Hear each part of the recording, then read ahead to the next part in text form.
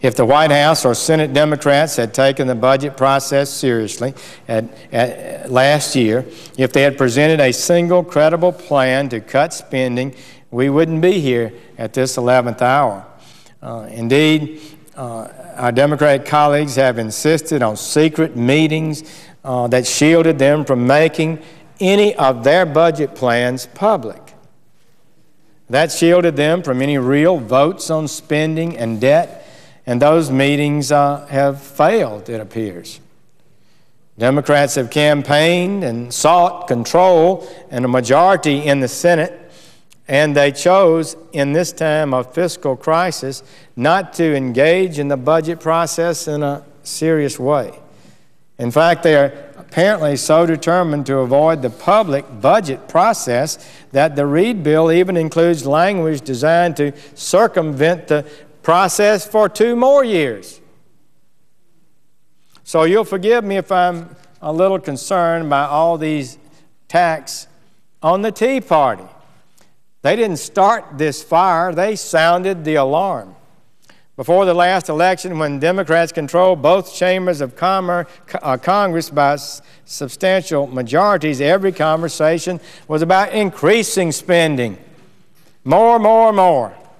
Congress passed the stimulus bill, the largest single one-time expenditure ever passed by any Congress or any nation in history. Every penny of that borrowed. We were already hugely in debt. We're borrowing now 40 cents of every dollar.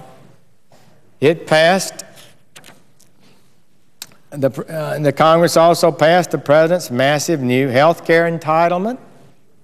It passed the President's request for extraordinary increases in discretionary spending.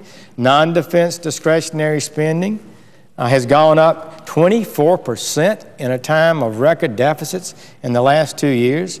We've added $4 trillion to our gross debt since the President took office. Just in the time since the Senate Democrats last passed a budget, we've spent more than $7 trillion without a budget. These are the facts, but after the 2010 election and the emergence of the Tea Party and common sense American people who knew better about what's going on in Washington, we have finally begun to look at Washington's spending problem. Now, instead of just raising the debt ceiling with no spending cuts, as the White House initially and repeatedly demanded, we're talking about how to cut some spending. People in the Tea Party and those who share their concerns should not be the ones vilified. They are good, decent, patriotic Americans whose only crime is rightly fearing for the future of their nation.